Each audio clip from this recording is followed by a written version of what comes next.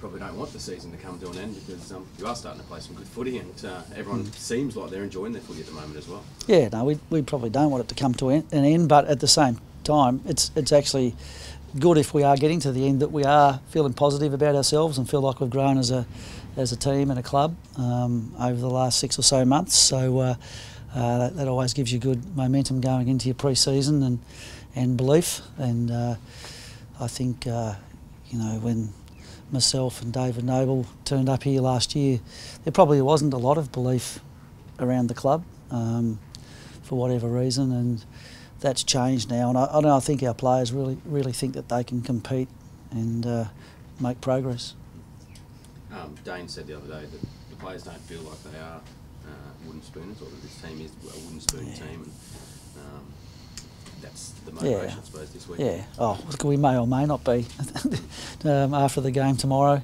But the bottom line is, in the second half of the season, we're far from the bottom team in the comp. We were in the first half. The ladder told us that. But if you do a ladder from about round 12 onwards, it's a pretty different story. So sort of finishing position on the ladder to some degree is irrelevant. It's where you are at the end of a season, and you've got to assess how you've improved, and we clearly have. Just on Dane, he's been battling a bit of an infection all week. How is he?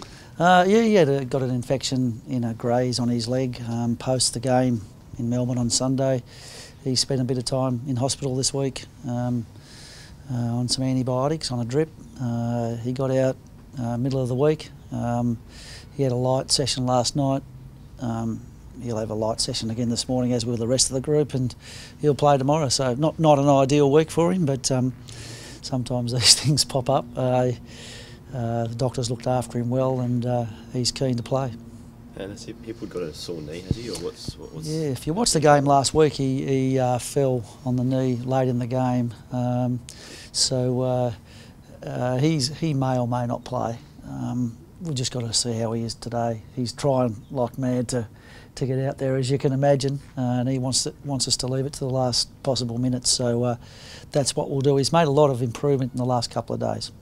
When it's the last game, do you try and take a cautious approach with him, knowing that he's such a young talent, or do you just take it on as with all of our young players, we're about the big picture. So we won't send him out there if he's at any risk of hurting himself long term. It's the same with young Jared Berry. He trained last night. He trained as hard as he could. He was trying to force his way back into the team, and there's just still a little bit of doubt over his foot, and we don't want to turn that bone bruising that he's got into a stress fracture, and he misses 3 weeks of pre-season because we're on about the bigger picture. So he sat in my office last night, desperate to play, and I said no. He pitched his case, did he? He did, and I love that about him, and that's the sort of guys we want at our footy club, blokes that just want to play and come hell or high water, and he's one of those players. You've said before that it might not be the be-all and end-all whether you get the wooden. Obviously you want to win. It's not the be-all and end-all, but would it take a bit of sort of gloss away from this back half of the season if you weren't able to win tomorrow and get off the bottom? Oh, we'd be disappointed if we lost, but we're disappointed if we lose any game of football that we play in. The bottom line is, we're playing North Melbourne, who are a good side. Like, if you look at their results over the year, they've had some, they've been beaten by narrow margins by the Bulldogs. They've beaten Adelaide. They've beaten Melbourne twice. They've got a very experienced team in tomorrow. So we're going to have to play really well to beat them, and I'm sure that they're just as desperate not to get the wooden spoon as we are. So it makes for a great battle. They've brought in some experienced guys. I think their average age is well over 25. We're just on 23. So I don't think we go into the game as favourites, and as is the case for us, every week that we've played this year, we have to be on the job and playing at full capacity, and to give ourselves a chance to win. And I'm sure our players want to do that. How good would it be to finish the season too, Chris, knowing that you come into a pre-season in only 2 months' time now, with most of your roster locked away as well? Yeah, that's been the pleasing part, the commitment of our players to stay. They obviously feel like there's better days ahead, and it's obviously a sign too that they've enjoyed what they've done this year. They've enjoyed improving. They've enjoyed playing footy alongside each other. They've enjoyed coming to work. So all those things are positives going forward. In your first year, who's been the biggest improver on the list? Oh, jeez. You should have rang me last night to give me warning and ask me that question. I don't know. Like, I suppose for me, I didn't see him last year, so I can't really compare one year to the next. I know people tell me that guys like Louis Taylor and Sam Mays and Nick Robertson and guys like that have improved a whole lot from last year. So that's probably the only answer I can give you, in all honesty. The pleasing part is that everyone tells me a lot of guys have improved, so that's what you want to hear.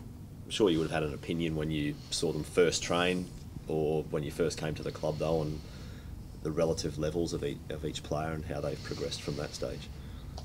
Oh, yeah, I suppose what I've seen as a collective, I must admit, the first couple of sessions the first couple of weeks together, I was a little bit worried about our skill level. I was a little bit surprised where that was at. But through a lot of hard work and dedication by the players, what we're seeing now is a team emerging that's got a fair bit of skill. And so those guys have worked hard at their game to get it to that level. They've improved their decision making and all of those things. So very proud of them for the efforts that they've made in that regard. Obviously, you'd have a big picture on how you want to eventually play with ball movement and how you want to set up defensively and whether you want to play zones or press right up or whatnot. How far through the development of your big picture plan are you as far as where you got onto the team? I think we've got the basic pieces in place, and the defensive stuff's probably been we've focused in a little bit more in the last 5 or 6 weeks. So what it's a matter of doing is I don't think we'll be teaching a game plan and defensive action this pre-season. What we'll be doing is fine-tuning and practising and trying to get better at what we've taught them this year. So that's a good thing. Just back to a roster, do you think the club's any closer to getting Rocky locked in? I don't know. I haven't spoken to David Noble this week about it. As I keep saying, he's not acting and talking like a bloke who's going to go anywhere. He's very committed to this footy club. He's done some great roles for us this year, including selfless tagging roles. He's been a positive bloke around the footy club, and he's handled himself well. And you would think that the Tom Rockliff's reputation right now, compared to where it was at the same time last year, has vastly improved, and credit for that goes to him.